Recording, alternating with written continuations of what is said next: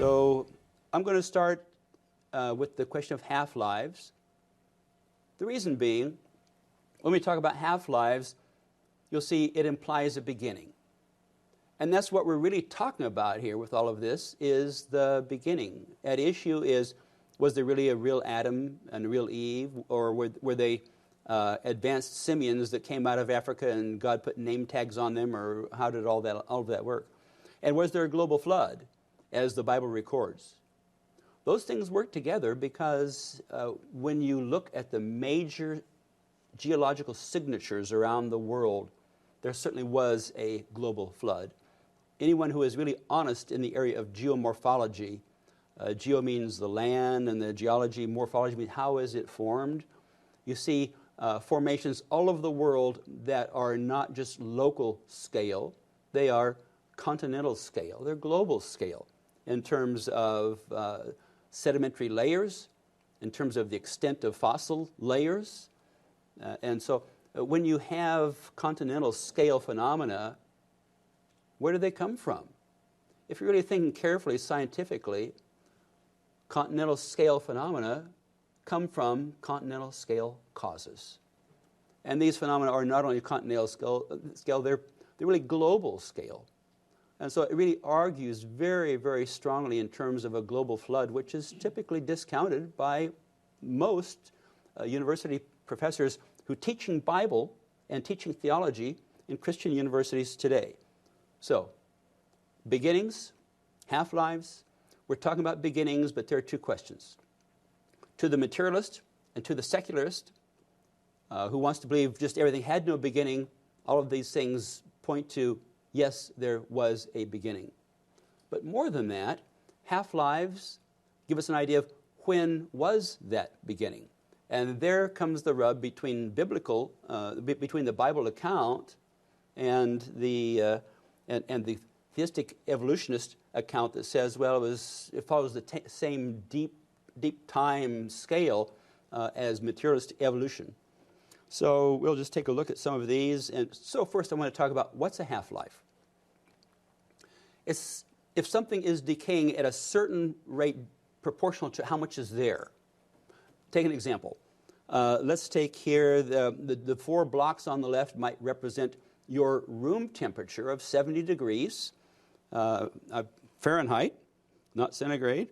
And then maybe you turn off the heat and you leave home, and it looks like, let's say each block represents, going across to the right, 12 hours, well, let's just say 6 hours. So maybe the outside temperature is 30 degrees. That's a temperature difference of 40 degrees. So the first 6 hours, you lose half that temperature difference between outside and inside. You're down half of 40 degrees is 20, so you're down from 70 to 50. The next 6 hours, how much now you are only 20 degrees above the outside temperature. So if you're losing half that difference, then you're going to lose 10 degrees in the next 6 hours, then 5 degrees. So if you leave the house closed up, then you're going to see this kind of a decay curve. One of the arguments is going to come in, well, what if someone opens the windows? What if the rate changes at which this is decaying? And those are questions we won't deal with today, but this is the idea of a decay curve. If you walk in the room and you know that the heat was turned off, the outside temperature is 30, you normally run at 70, and the temperature is 50 degrees, say, oh, yeah, my wife, my husband, the kids left house, turn off the heat 6 hours ago. So it gives us looking where we are and having an idea of where it begins, gives us an idea of how much time has elapsed. And that's, I won't call it a part of the game. It's a part of the issue. It's a part of the technique to determine time. That's what this is really about. So, so here's the idea. The idea of a half-life always carries the idea of a beginning. Have you been taught, or have your children been taught, or have you been taught in your churches that the Earth's magnetic field has been decaying regularly at a regular rate which appears to be about a half-life of 1,611 years? This is a decay curve, and these have been measured since, here, this diagram shows since 1900, but these measurements of the field strength of the Earth's magnetic field actually precedes the year 1900. It goes back maybe 40 years before that. So there have been measurements of the Earth's magnetic field for at least a century and a half. They all have the same picture.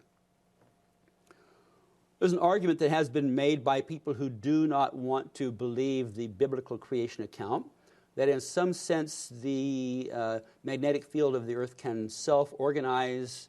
Now the magnetic field, it may have been thought 100 years ago that the magnetic field was due to the permanent magnetization of rocks. It's now understood that that's because of the circulation of electric currents within the core of the Earth. But that process is also subject to decay.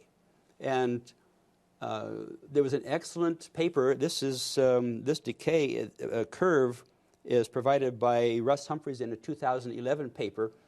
And at the International Conference on Creationism in Pittsburgh in 2013, he gave an excellent review of all of the physics related to the decay of the magnetic field of the Earth.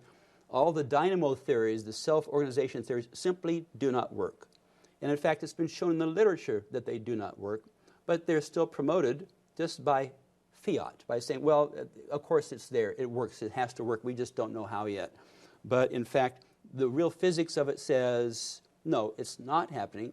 And how, now, if it's decaying, the question, how far back can it go? If you take this and you double the Earth's magnetic field in 1,600 years and double it again and double it again, that gives the Earth a lot more protection from very high energy cosmic rays from outer space, which are typically charged particles. Since they're charged, the magnetic field will deflect them and give a much greater protection to the Earth. But if you go back more than 10,000 years, suddenly you have a magnetic field that the Earth can't sustain. It can't sustain it. So it really argues very strongly for a recent beginning, somewhere 10,000 years ago or less, which matches very well the biblical record, the biblical chronologies that we have. And I've gone through the chronologies. I hope all of you here would at some time or another go through all of the chronologies, the genealogies in the Bible, and compute for yourself. There may be a person missing here or something there, but by and large, you can really tell that the first man and woman, Adam and Eve, were very real, and that their life began approximately 6,000 years ago. If something is living, it ingests the carbon-14 from the atmosphere or from eating foods that have taken in the carbon-14. After it dies, there's no more intake of the carbon-14. It decays, and so you can get an estimate of the date. That's how it works. But it doesn't work if you go too long. So you can't date millions of years with carbon-14. In fact, if you had an animal that was living 100,000 years ago, was buried in a giant flood of some kind, and you looked at the carbon-14 content, if you were looking for it today, you wouldn't find it with the most accurate instruments because it wouldn't be there. There would not be any carbon-14 there.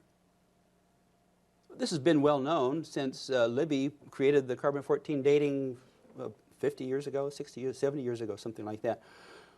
But along came accelerator mass spectrometry, this wonderfully accurate, precise method of measuring carbon-14. And if you look at this diagram, you look at the pink, it points to the right side.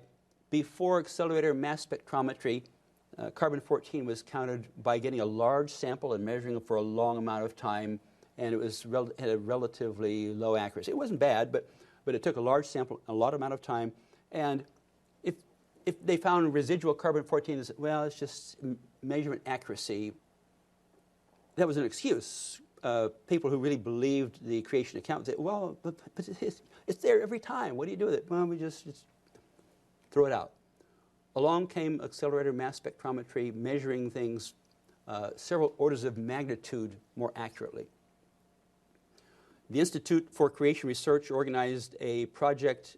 They started working on it around the mid to late 1990s, formally launched the project with the publication of a book called The Rate Project, describing the work they would do. and they undertook a project that took 10 years. And then in 2006, they published Rate 2, the book describing their results. One of their experiments that they did, they said, we will look at carbon-14. We will look for carbon-14 in coal samples. We will look for carbon-14 in diamonds. And the physical structure in the crystalline structure of the diamonds is so tight, the carbon is not going to get out. So they found measurable amounts of carbon-14 in the diamonds. The United States has several standard coal samples from different places around the country that are used for experimentation, and they used 10 of those samples, sent them out to a private lab, a blind kind of deal so that the lab did not know who they were doing the work for, and they found measurable carbon-14 in all 10 of those samples from different places around the country. This completely disproves, absolutely clearly, the idea that that coal was formed with something that died more than 100,000 years ago. Because in 100,000 years ago, you take a half of a half of a half of a half of a half. There's not enough there to see, even with accelerator mass spectrometry. It's less than 100,000 years. It doesn't get down to 6,000 years without some adjustments, which that gives the creationists a very wonderful opportunity to look at, well, maybe what was it that happened? I don't have time to discuss all of those things now, but at this point, the secularists or even the theistic evolutionists, they're out of the picture because it just wasn't more than 100,000 years ago. It's our place to do the experimental work and to do the scientific work. And so calling out creationists, scientists, physicists, geologists, this is now in the ball field for the people who want to say, let's find, maybe if we want to see how maybe God did that, what did happen? It's a wonderful opportunity, but it's no playing field for the person who's a long-term evolutionist, whether secular or a theistic evolutionist. Genetic entropy. Entropy, if you study physics, is the process by which ordered things become more disordered over time, unless there's an organizing process going on. So mothers learn this very early on when they stack up all the toys and the Legos and so on. When they put the kids to bed and they're all in place, and then you open the door in the morning and let the kids go back at it, in 1 hour, half the stuff is out. The next hour, 3/4 of the stuff is out, and that's the decay curve. So by the time the day's over, there's probably not one Lego standing on another. Okay? So that's a kind of entropy, but the same thing happens with the genome. And that is, each generation has more mutations than the last, and so we're gradually losing fitness. Mankind is not becoming more fit. We're not becoming more intelligent. We're not coming to the point where we can run faster, jump higher, think more brilliant thoughts, but in fact we are decreasing in physical ability, and by inference and by a look at some ancient civilizations that we have record for, losing also general intelligence as well. By the way, the one on the lower right is also published in China. We got this published in China about 3 years ago. A friend of mine, he's now a professor at Liberty University, was the person that translated or handled a lot of the translation. This would give the decay of fitness. Fitness, by definition, is the ability to have offspring.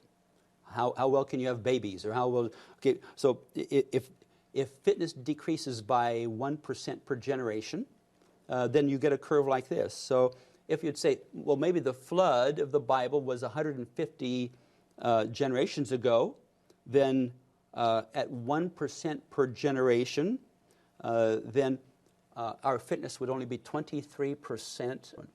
If that decay is 2% per generation, it's more like 8%. So this is a very real phenomenon. You find it in the book by John Sanford, who is now a creationist, a retired, actually still active to some extent, plant breeder and plant geneticist at Cornell University, a co-inventor of the gene gun, which is used to produce genetically modified foods. He feels like he really misspent a lot of the early part of his career. Although he was helping to feed the world, he was also missing the point about where does life come from and a lot of those things. A sad story. I tried to give his book to a lady at my church. Sweet lady, taught the children's classes, volunteered.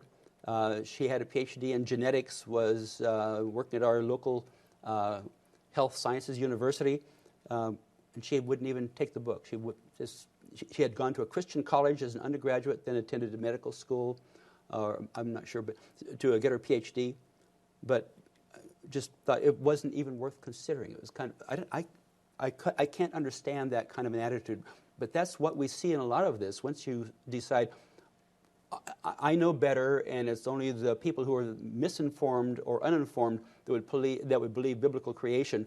I don't even need to look at it anymore. That's a mistake, and that's not honesty.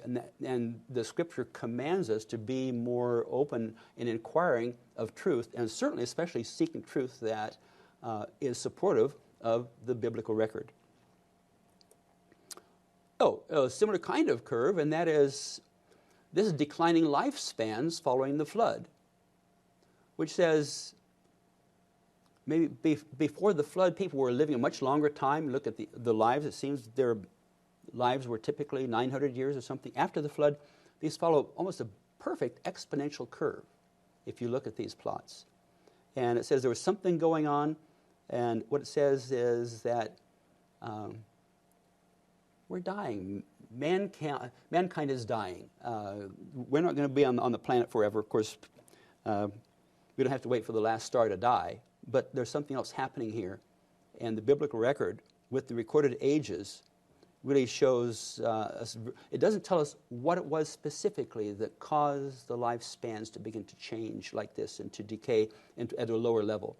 But it's all of these numbers in this pattern have a testimony. It's a very real effect, and something happened probably at the time of the flood. We don't know what it was. Again, this is an area of research and inquiry for Christians and scientists who would follow the Bible, but people who are secularists, I don't think they would want to touch this.